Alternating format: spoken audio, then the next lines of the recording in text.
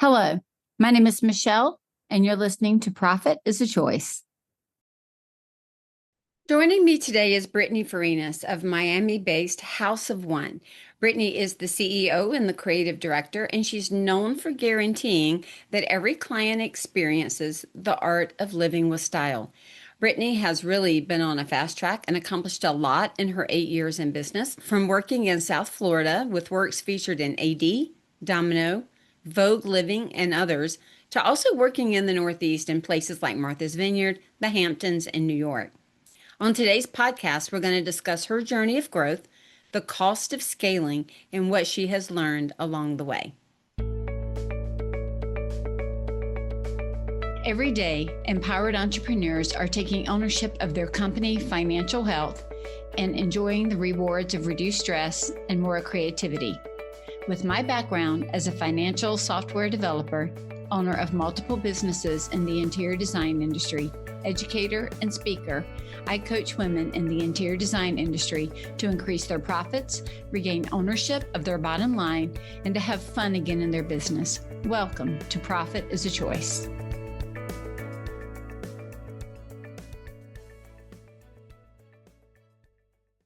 Hi, Brittany. Welcome to the podcast. Hi, thanks for having me. I'm excited to dig in and talk a little bit about your journey in entrepreneurship, how you have found different ways to make it profitable, and to share some of these stories and these probably hard-learned lessons with everybody that's listening. So start at the beginning, Brittany. How did you get involved with design, and what led you to start your own firm? Yeah, so I was sort of born into this sort of world of art and design and fashion. My mother worked at a furniture showroom in Miami, and I spent a lot of my early childhood years sort of just running around and, absorbing and developing, my taste for what I liked, what I didn't like. And all throughout my elementary years and middle school, I just would always change up my room and kind of, something that I think we hear a lot is sort of a common theme. But so after high school, I actually went to FIU and I studied nursing. And at the time, I just kind of felt like it made sense because I was only really exposed to very few art classes in high school. And I don't think that, around that time, people were celebrating art as a career or as a field that should be pursued. And so went to FIU, took a couple of the courses, and quickly realized that that was not going to be the path for me. And so I was doing a ton of research. And first, I thought maybe fashion design would be something that I'd be interested in. I've always loved textiles and color and pattern. And so I went to design school for fashion design and then quickly sort of jumped into interiors. And I kind of had an aha moment when I realized that interior design could be a very lucrative career. And so while I was in design school, I got the opportunity to work on a project that was a full scope renovation. And from there, everything just sort of kicked off and the rest was history. That's awesome. It's interesting. A couple of the designers that I worked with back when I owned a drapery workroom had degrees in textiles and degrees in fashion design. And like you, they all found that kind of the pull of their heart and was more towards, homes and decorating for, families instead of clothing. So it's interesting how, I mean, textiles are textiles, right? Whether we're using them for clothing, whether we're using them for the home or for some other purpose. So it's nice to be able to go back and forth into the interiors or into other things. So did you start your career then, Brittany, working for another design firm, or did you start it for yourself? No, Did you so go on your own initially? yeah, I never had a plan. If I had the opportunity back when I was in school to work for a big design firm or even a small design firm, I probably would have taken that on. But naturally, I was just sort of in, the right place at the right time and was able to kind of jumpstart my career by working on my own. With that, I learned a lot along the way. I used podcasts as a big tool for me to sort of figure out what should I be thinking about now and how should I work with clients and how to better my service. And so it was a lot of learning and trial and error in the beginning, but never worked for another firm or another designer. I just sort of jumped right into it. So when you first started your business, because what's interesting is this podcast, I have listeners who are just starting their business, kind of where you were when you were just starting out. And then I have listeners that have been in business 30, 40 years and are just looking to always fine tune, those last little bits and pieces of the business. When you first started, did you even have a lot of business background on the profitability and the systems, or was your focus more on the actual interior design? Because a lot of times what we see is if somebody has more of a business background, they come at the business from a real business standpoint, and then design is almost secondary. But those that are coming from design, usually design is at the forefront. They're really trying to just kind of like really make sure that they know how to go about doing the design, the consult, making the project work, and then the business part kind of lags in the back. Which would you say took center stage for you? I really feel that I was right in the middle of that. So at the time, I was working at two different restaurants. I had my real estate license. I was working at a real estate firm. And so I was exposed to a lot of what it means to service a client, even though it was in a completely different setting. And Sure. then on the real estate in the office, sort of department, I was exposed to the actual inner workings of how a project comes to fruition. And so with that being said, I sort of, again, as I worked with my early stage clients, I was really doing research on those case studies. So I would maybe run into an issue or a question that I had. And if it wasn't a podcast, it was literally Google researching. It was asking people around me and just sort of trying to create a fully encompassing service that I could provide to my clients that was diverse in creativity, but then also giving really A+ service. It's so interesting that you bring that point up because business is really business regardless of the industry.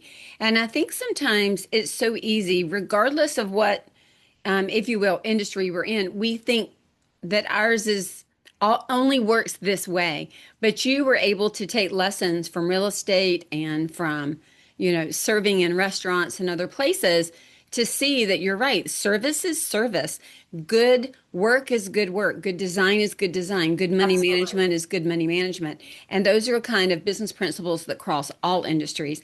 And so it's so interesting because I think when we start to watch other industries, it almost highlights things in ours or in our own business that we might not see when we're just looking internally. Did you find that to be the case as well? Absolutely. Absolutely. I think that as I was working through the issues that I was facing and sort of the questions that I was having, I was referring a lot to just my instinct of what I would naturally do. And for a while, I thought that, well, maybe I just have like really strong intuition, but really I was bringing the experience that I was gaining from my other jobs and sort of applying it in real time. And I think that's what sort of made me stand out from some of the other designers that maybe were just starting out, was because I came out really strong and I really believed in the value that I was bringing to my clients very early on.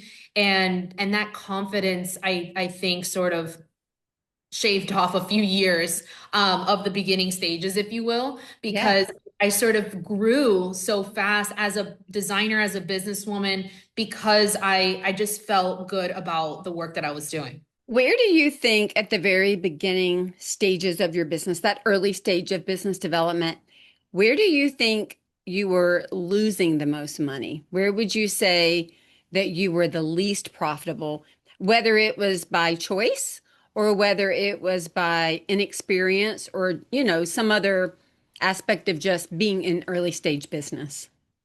I would say payroll for sure. I grew very quickly and hiring people felt like the natural course because of the amount of projects that we were winning as a firm. However, understanding the profitability per project, and because I was still experimenting with different pricing structures, maybe some projects were more profitable than others. So even though we grew in quantity as a firm, I think that there was still a sort of gap that needed to be tightened before I was really ready to make all of these hires I mean, in 1 year, I think we grew from like a 3-person firm, including myself, to almost 10. And again, there was, I had a lot of months where the money was flowing and payroll was, was being made and on time, and it was amazing. And I just said to myself, okay, well, this is good, this is great. But then because the, longevity of each of the projects sort of they become more profitable in certain phases and then not in others, but you still need the manpower all throughout. Then there was those pockets of realization where I said, wait, I don't think that the firm is actually able to have all of the people on board. And so I think that was the biggest pain point as I was growing. Oh, that is, the question I get all the time is who should I hire first? We always hear that. Should I get another like junior designer or design assistant, or should I get like an operations or admin Mhm. person? That's always the first kind of toss-up question. But then you are so right that when the work starts coming in and it's just growing. It's funny. I just wrote an article not too long ago that had to do with a similar kind of thing. I don't know if you've heard of it, but there was a nail salon in Chicago that back in the early days of Groupon, what they did was they went out and sold all these Groupons. Well, of course, when you've got a mani-pedi that's down for like 25 bucks, everybody at a reputable salon, everybody's going to go buy it, right? Well, they didn't cap the number that they would sell. And so it just sold like a crazy amount. Well, then what happened was you can imagine everybody started calling to call in that coupon for their mani and pedi. And the store could not keep up with the demand. So then, because they had so much that had come their way, they hired all of these people. Well, then people were angry that they couldn't get in. They were angry that they had to wait. And then they serviced all these people, and then nobody came back because it was just they were coming because it was a coupon, not because they found their new favorite mani-pedi place. And so then what happened was they had all the staff and they had to let the staff go. And it was talking about exactly your point. Sometimes all the work can come in and it feels like the stars align and you hire, and then there's the sustainability piece of the work and the phases and the people. And that is a huge learning curve, I would say, for most companies. And my gosh, 3 to 10 in 1 year. Yeah, that was, and by the That's way, a little bit insane. it was insane. It was a lot of fun, I will tell you. It was just the amount of laughs and memories and great client presentations and meetings. I mean, I don't take back 1 second of It it. feels like so much energy.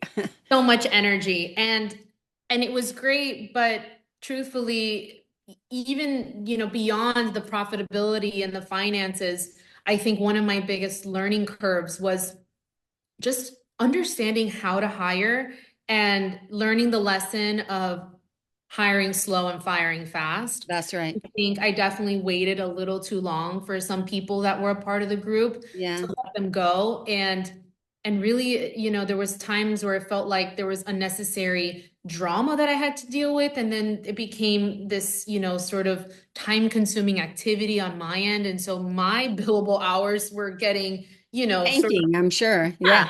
just booked by kind of the sort of junior high nonsense, really. The And managing is a big piece, right? It's not just the hiring. We talk about the hiring, but going from managing, like if there were 3 people and you were one of them, managing two to managing nine, even if you have a team in place to help you manage, that is a lot.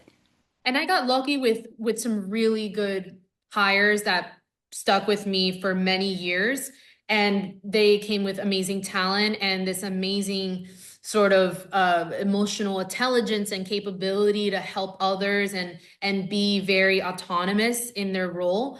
But yeah, I think that that was definitely, sort of like the bigger lesson. And yeah, I think it's probably, I mean, from all the podcasts I hear, it seems like it's a commonality between all of us. But I yeah. think it is because what happens is we start to, even if we don't know the word or aren't thinking directly about the word of scaling, we're thinking about how does the business continue to grow.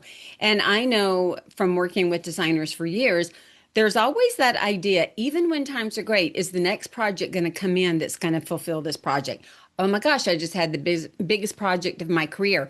Will I get another one like that? You know, they call them the whale. I've got this whale. Will I get another one? What is coming in behind it? So there's always this idea of even when times are great, there's got to be this push for it to continue because you're working with a client, they're done. Another client's got to come in and fill that position or another job with that same client. Like it's a continuous, churning and turning of the work. And that leads you to constantly going out and getting. So there's never this idea of I've got enough, I'm done, I'm not marketing, I'm not talking to anybody, I'm batting down the hatches and turning off the lights. I mean, the only time we're going to do that is if we're crazy or if we're trying to get out of work. So we're always continuing.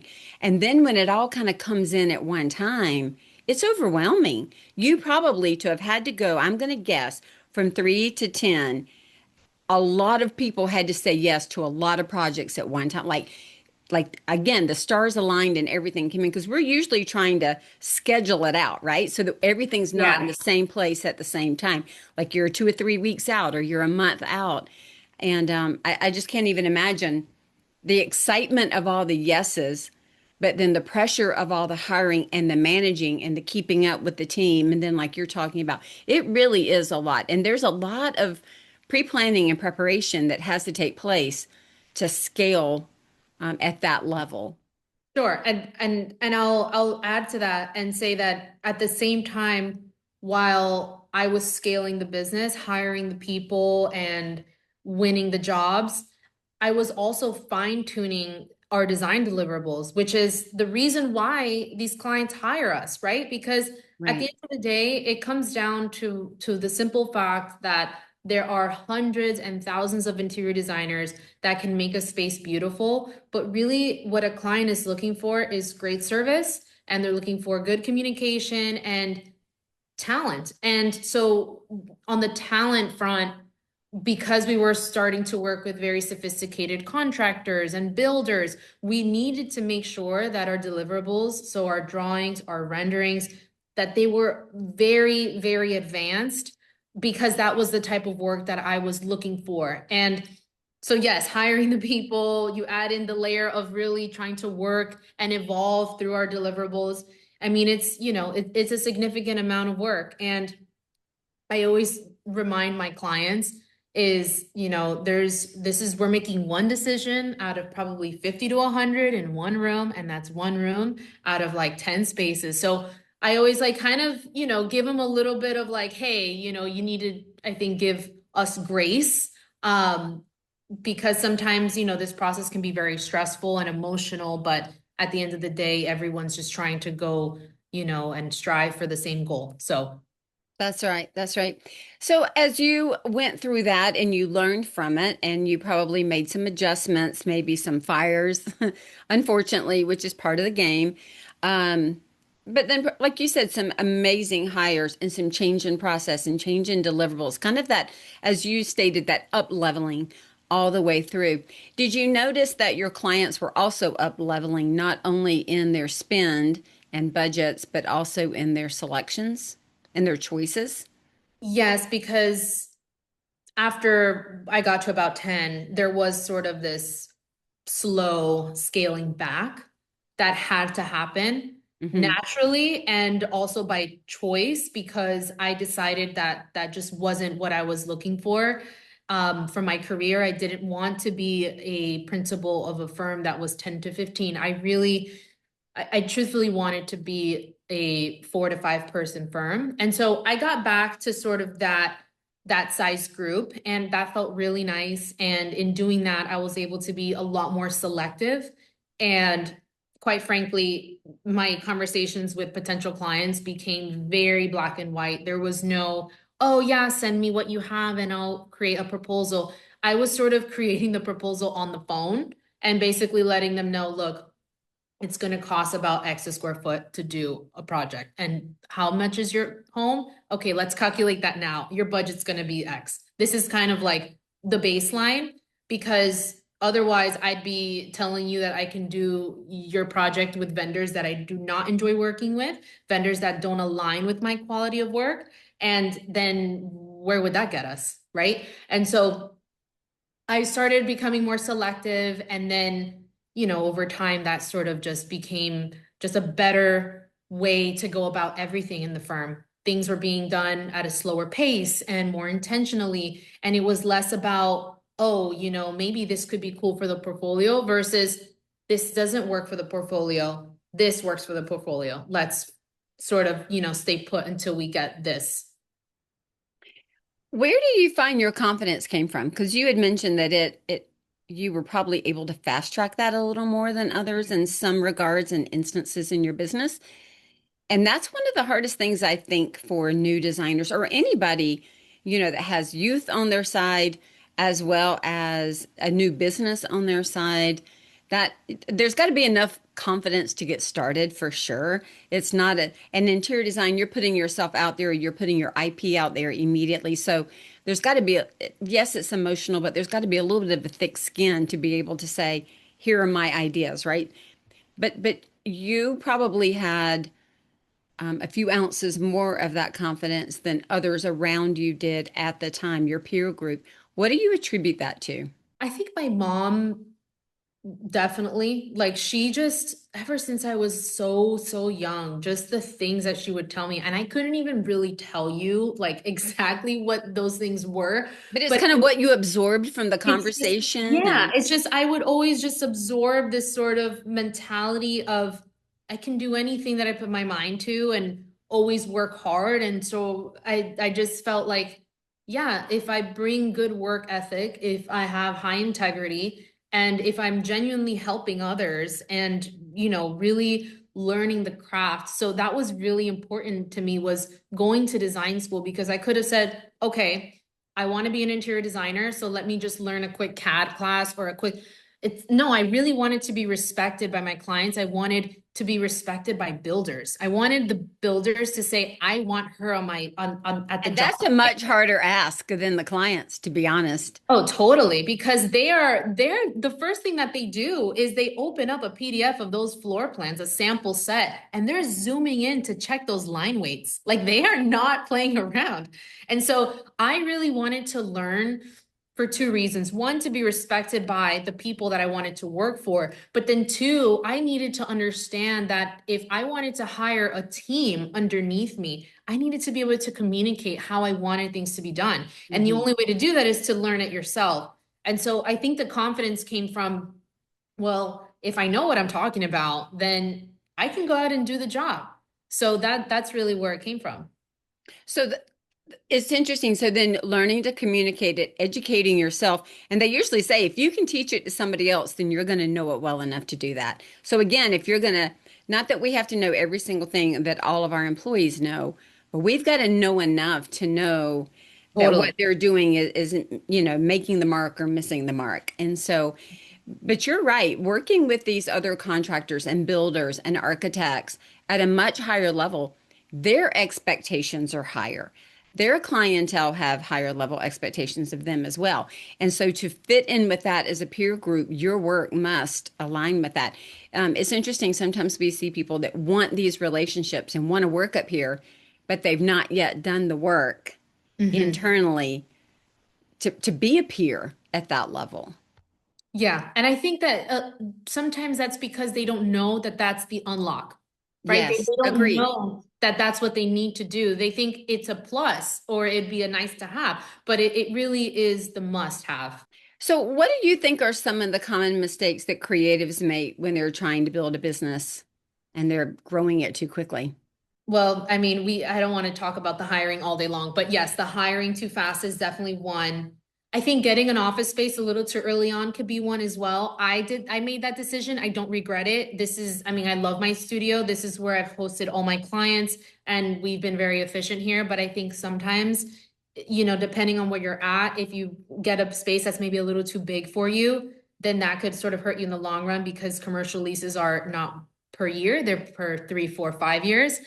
So that could be another one. And I think really not charging enough is probably the top one, because as you're putting all this, blood, sweat, and tears into the job, and you're paying the payroll and paying the rent, if you're not charging enough, then you're just bleeding every day. You don't even really see it.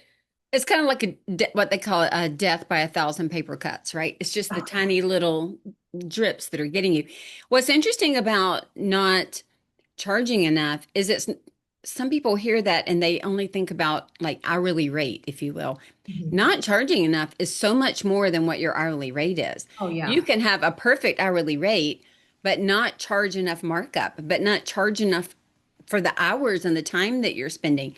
Like people that don't track their time, they just like throw out a number, but they're never looking at the cost to actually Mhm. implement. And I'm not saying you got to try every single thing every single moment if you have evolved past that um a financial, system that works for you. But I am saying we all have to at some point know what goes in to finalizing that sale and executing the product and the project in a way that you're proud of. And if we don't know that, your hourly rate could be perfect. You're just not charging for enough time to do what it is you need to do. So it's a balancing act between both of those. Absolutely. I think the way that I approached the hourly rate and how I got to that number was I essentially put my monthly bills, summed it all up, divided it, and said, okay, if it's a 40-hour week, this is sort of per hour what it takes to operate the business. And then I put, the fee that makes sense on top of that, and that becomes the hourly rate. I've really done a combination of so many different ways, but it comes down to two buckets of how I think universally interior designers charge, and that's design fee and then the execution, which is the furnishings and the markup. And Right. and then sometimes, there's designers like myself, I charge for an installation rate. So if I'm there, the entire day for 3 days, it's however much dollars per day. Right. It's like $1,500 a day. And, it's me and a helper and we're doing the thing.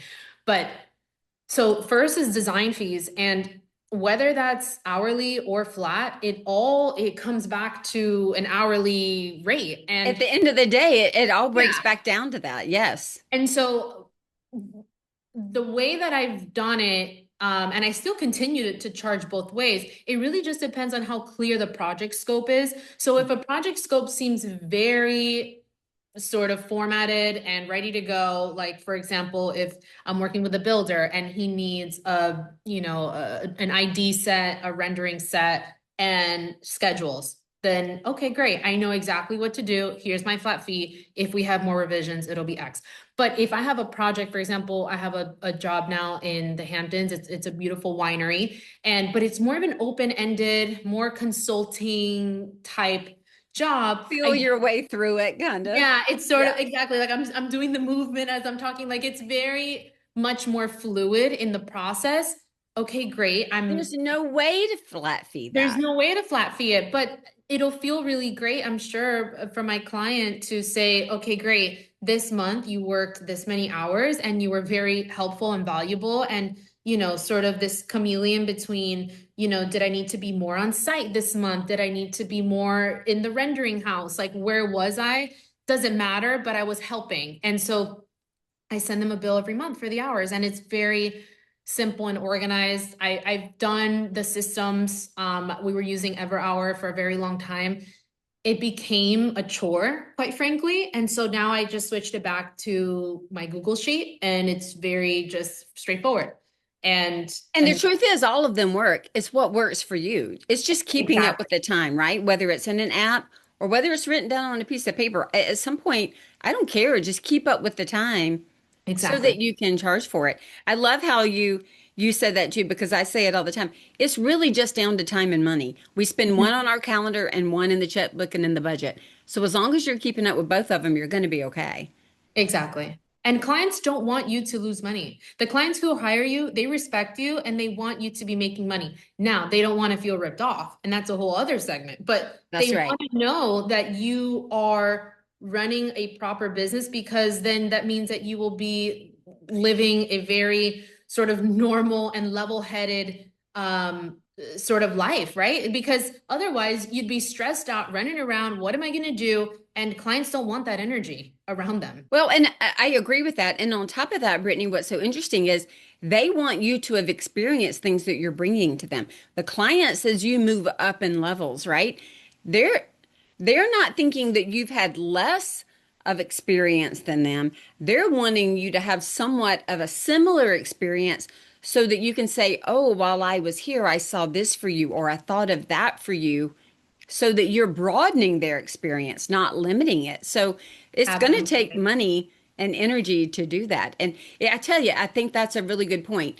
So if people that are listening are working with homeowners or with clients that don't want them to make a dime and they're trying to limit every dollar you make, that's a bad energy right there in and of itself. But I would stop and take note of, are they wanting me to succeed and be even more successful so that I can bring these experiences and ideas to them, or are they trying to limit you? Because that might not be an ideal client. That leads me kind of to my next question for you. How did you start creating boundaries or seeing a need to create boundaries? But let's talk about just with clients for a minute.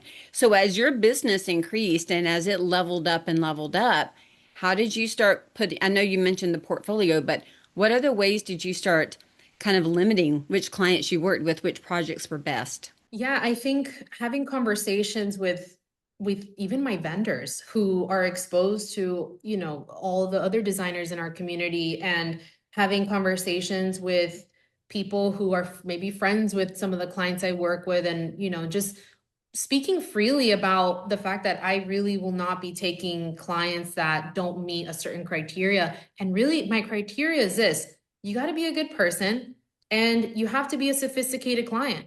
And being a sophisticated client means you've probably done this before and you're not nickel and diming the experience, because your home is a reflection of your personal achievement. It's a reflection of where you are in life and where you're going. And I am not the designer that's going to be the yes person. I was that for a long time. And I think starting out, you kind of just have to be, right? Because that's sort of where you Right. get That's some where of you the start. experience. Yes. Yeah. And it's great, but I've been doing this now for 8 years, and it's sort of become a very clear vision for myself where I want to be able to service good people who understand the process. What other systems have you put in place, have you scaled that you found to be very helpful? Oh my goodness, design spec. That has been the one platform that I started the firm with when it was just me. And 8 years later, it's still here. It's where I log in all the specs.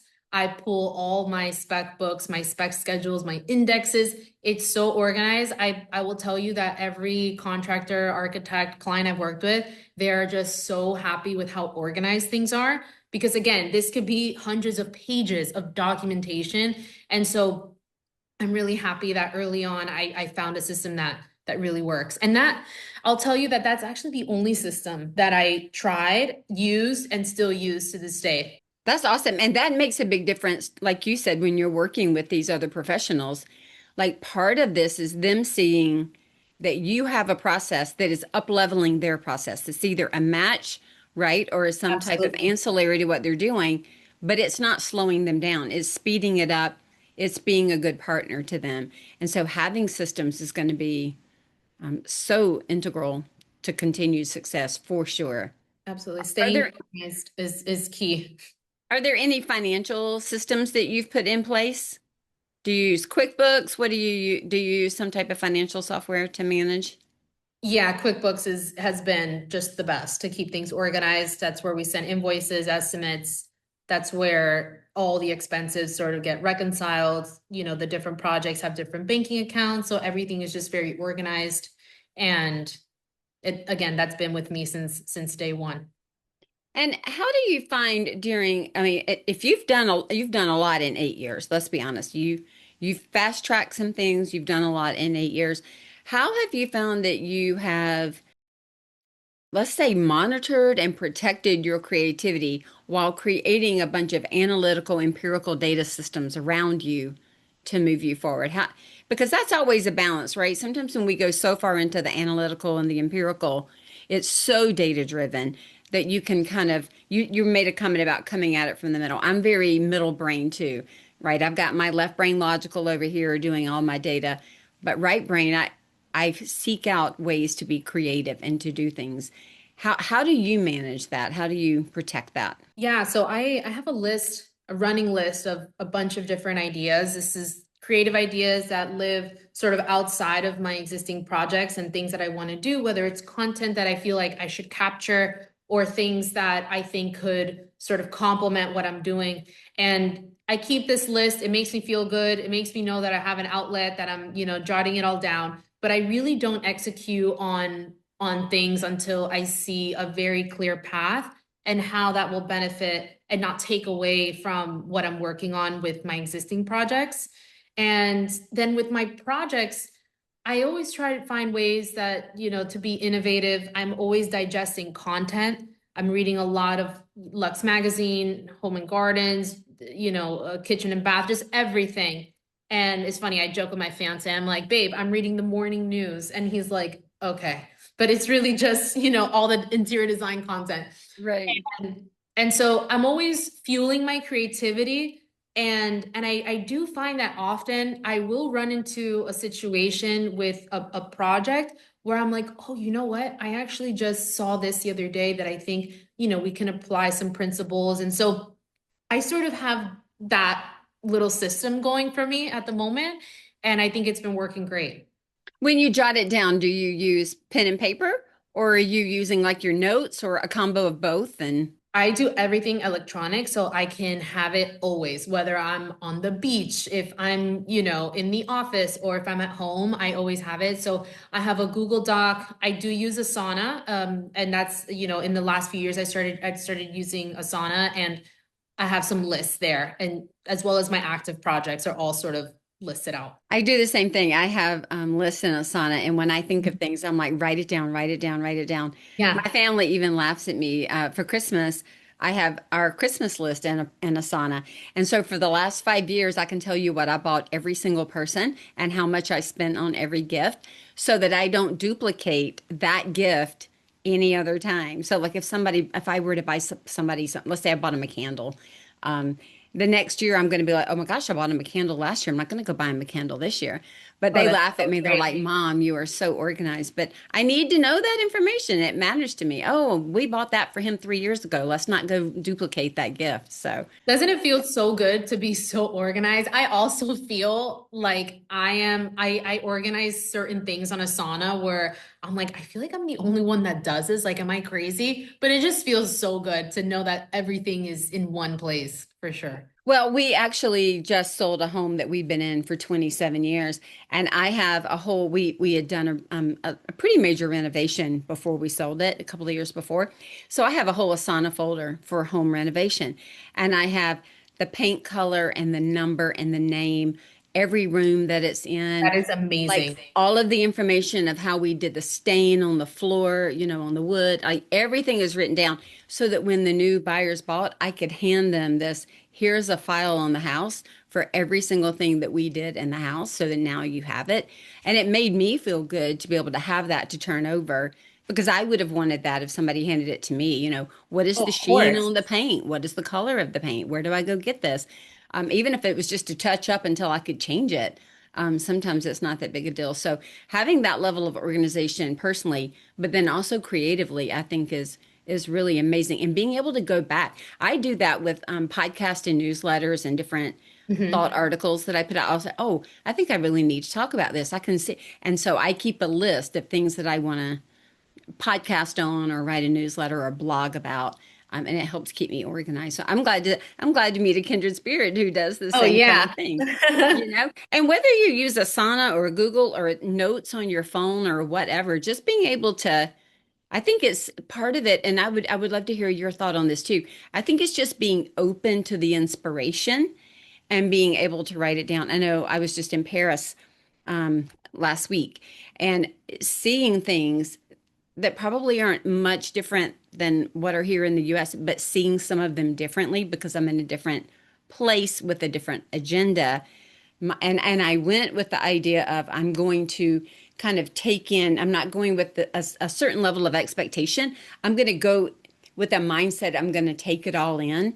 And it made me so much more aware, Brittany, of like what was happening around me than maybe when I went in so focused, I got to get this done, I got to do that. You kind of put on blinders. And so just kind of being open to that. And you just having that document almost makes and creates an openness Oh yeah. to And see carving it and an awareness so that you can write it down. Yeah, I think exactly to what you said, being present, making a conscious decision that I'm going to be present. And I know that I'll have time carved out to be able to sit down and sort of jot all the, ideas down and summarize the things that I want to think about in the next few days. But yeah, being present is what it's all about. It And really is a gift. it is. And unless, if there's sort of hecticness going on in your personal or your professional life, I think it's really hard to do that. So I think over the last couple years, it's been such a blessing for me to now sort of blossom into, a more fresher version of myself that can do those things because it feels so good to absorb and to just be in the moment. And when we're in that building and scaling and hustling, sometimes we have to put the blinders on so that we don't get distracted. So when Yeah. we kind of get to that place, not of coasting, but that place of you've kind of arrived at that next level and you're taking a breather. I call it stepping off the Peloton for a few minutes. We kind of get off for a couple of minutes, giving ourselves the ability to kind of take it in again so that we can push. It really is an opportunity that we need to take advantage of. And with that, my question is to you, what's ahead for you? What are you going to tackle next? So I have these amazing projects that I'm working on, some in the Hamptons. I have a project in Martha's Vineyard that I'm really excited about. And I'm really, I've talked a lot and manifested over the last several years about wanting to work in the Northeast and sort of branch out into the New York market. And I've been doing that now, and it's been really amazing. So continuing to work on that. And then also just stepping away from just interiors and opening myself up to other mediums and exploring different things. I think this year I'm going to experiment and enjoy and absorb with no expectation and just kind of see where things go. So that's what's ahead. I think that no expectation is what we don't always give ourselves because when we're in business and we're growing, we kind of have this, what is your, I mean, I'm over here teaching and preaching. What is your strategy? What are your goals? How are you going to get there? How do we stay focused? All those things. But there are times when we need to look at stepping out without expectation. Just what you said, just seeing what happens. That's the way I went to Paris. It was so refreshing and freeing. Yeah. I couldn't do it all day, every day. I couldn't walk through my whole life without expectation. I wouldn't get a lot done. But there are moments of that I think then inspire me to come back to do the next thing, even in a more focused setting. So I'm excited for that for you for the year ahead. Thank you. Yeah, I think it's important to take a moment to, like you said, become re-inspired and come back as sort of, a better version of yourself. And I would encourage designers listening that there is a hustle phase. That is absolutely correct. It's not that, we all have to go through that. But I think ultimately the question is not what is your goal in business, but how how does living a life that is fulfilling and happy in both professional and your personal life, what does that look like? And then work towards that Hmm. versus having this sort of templated goal for what you may have seen others do. Because, big firm, that could be something, it could be doing media, it can be doing a bunch of things, but really it's got to stem from what makes you happy and how do you see yourself being your most authentic and most fulfilling self. I 1000% agree with that because if not, we become very one-dimensional. And I always tell my clients, tell me what the life you want to live looks like. Tell me what you want the business to do for you. Tell me how much time you have. Now let's make the business fit that because the business will take up every ounce of everything you have if you don't stop it. I mean, it's going to absorb everything. Yeah, So, and you'll always feel like there's an itch, right? Like, yeah, why, what am I missing? Why am I not there? Like, what is there? And I think again, if you just sort of work backwards, yes, that's going to be the way to sort of fast track through some of the trial and error. Like, right. And I think letting go a lot of the should have or you should. It's doing what feels right for you and in a time and space. I work with women that are single. I work with women that have partners. I work with women that are having children. I've worked with women that are having grandchildren or taking care of parents or all types of things, meaning just every phase of life. And it can't be a templated dream of somebody else that we put on us. It's got to be what's right for each person for their now, right? Mhm. And whatever is right for you now doesn't mean that's got to be your now in 5 years. It could be Yeah, completely different. So just recognizing that ebb and flow of life in the middle of it. So I such a love it. great reminder. Such a great reminder. Brittany, where are you hanging out online and people can find more and learn more about you and your work? Yeah, so people can actually follow my Instagram, House of One underscore, and then they can check out my website, House of One with the numeric one.com. How did you come up with your company name? Oh my goodness. This was well, it's funny. I've answered this question before, but I've never said this part. I was actually on a jet ski in Miami and I was like, well, I really need to come up with the name. And then I just sort of stopped and I was like, well, I really view design as just an artistic approach to how we live. And I have this tagline, the art of living with style. And so everything is sort of revolved around the arts. And so House of One is sort of an ode to every project is a one of a kind to the client. And it's sort of, that signature H1, it's a one of one. I like it. I love it. And it makes me think that they realize they're not getting a cookie cutter. They're not getting a template from somebody else. Nope. No. Well, Brittany, this has been a pleasure. Thank you so much for joining us today. And I look forward to watching your year of experience and of enjoying new things. Thank you so much. Thanks for having me. You're welcome. Thank you, Brittany, for sharing your entrepreneurial journey with us. You know, growth is rarely a straight line. There are steps forward and backward and sideways. It's really an amazing reminder to have you help identify what you want from your life and your business, and then to create that outcome together. Maybe you're listening today and you need some support or help to do that work, to discover what you want, where you're going, and how to build the life and the business that you want to build instead of taking a ready-made template and trying to fit yourself into it. You can reach out and talk to me by hopping on a discovery call. You can find out more at scarletthreadconsulting.com. Choose each day to be profitable because profit doesn't happen by accident.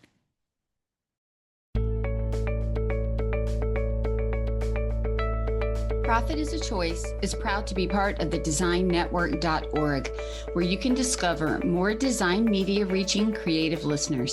Thanks for listening and stay creative and business minded.